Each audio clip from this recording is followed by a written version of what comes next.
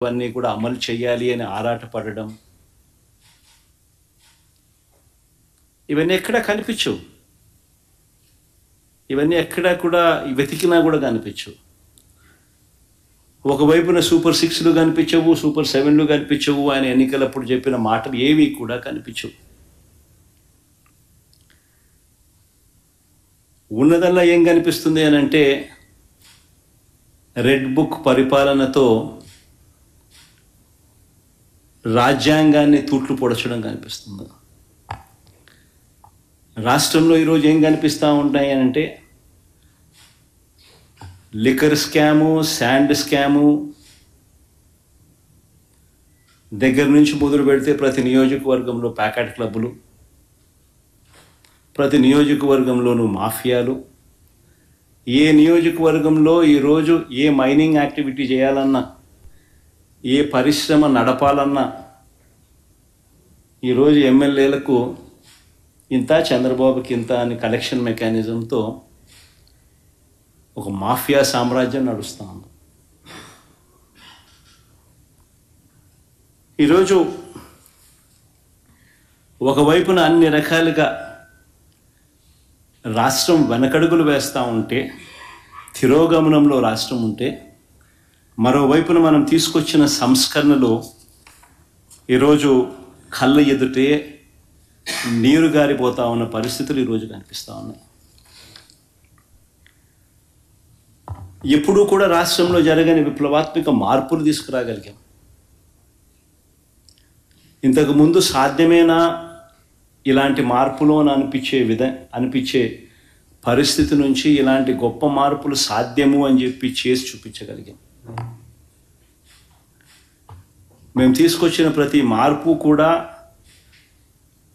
నా 3648 కిలోమీటర్ల పాదయాత్రలో చూసిన కష్టాలను, తెలుసుకున్న విషయాలను, వాటికి సొల్యూషన్స్ ఇచ్చే విధంగా మా ప్రభుత్వంలో ప్రతి అడుగు కూడా మేము సొల్యూషన్స్ ఇచ్చే విధంగానే అడుగులు వేశాం.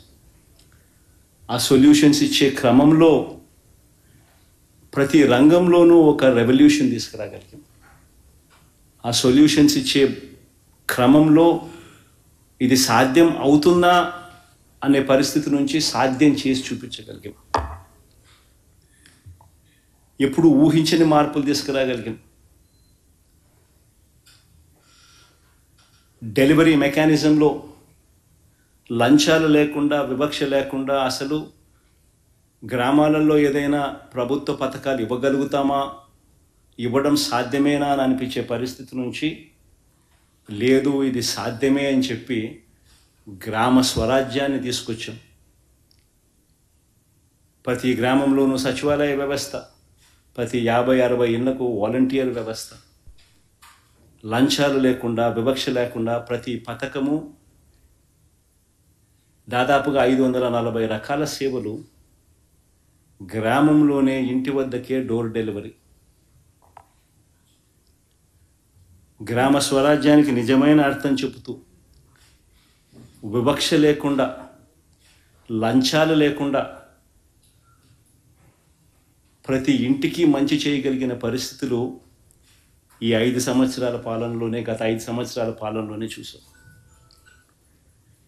ఎప్పుడు ఊహించల బడ్జెట్లో ఈ మాదిరిగా పెట్టగలుగుతారు, ఈ మాదిరిగా బడ్జెట్లో ఈ మాదిరిగా క్యాలెండర్ ఇచ్చి మరి ఏ పథకం ఎప్పుడు అమలు చేస్తామో చెప్పి ఇచ్చిన ప్రభుత్వం దేశ చరిత్రలో బహుశా ఏది ఉండిండదో ఒక వైఎస్ఆర్సీపీ ప్రభుత్వంలో మాత్రమే జరిగింది.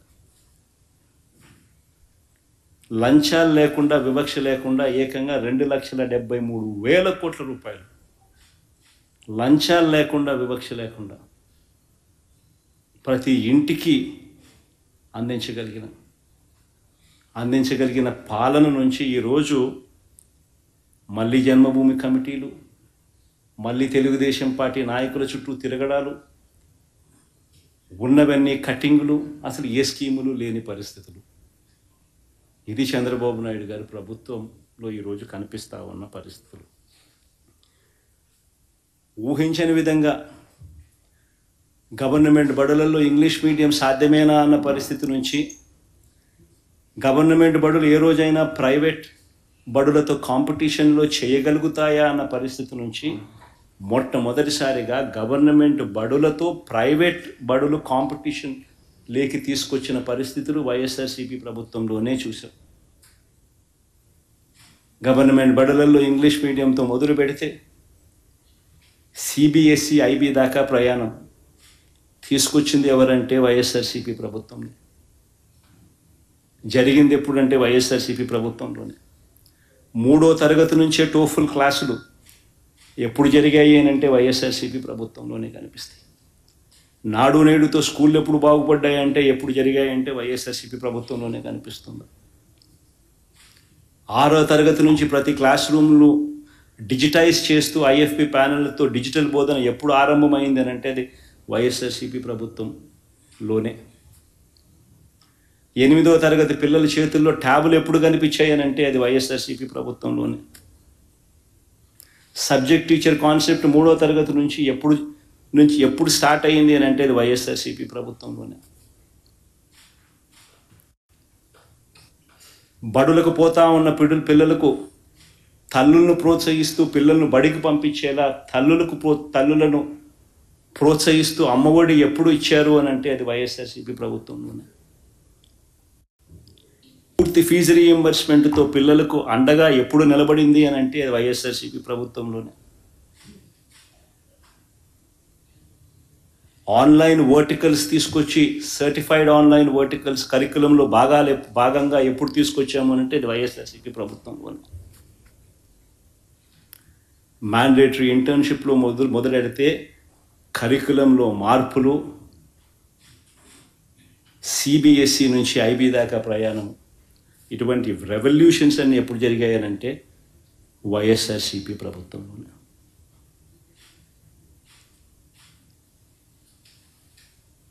వైద్య రంగంలో తీసుకుంటే గ్రామంలోనే ఫ్యామిలీ డాక్టర్ కాన్సెప్ట్తో ఇంటి వద్దకే వైద్యం అందింది ఎప్పుడు అని అంటే వైఎస్ఆర్సీపీ ప్రభుత్వంలోనే.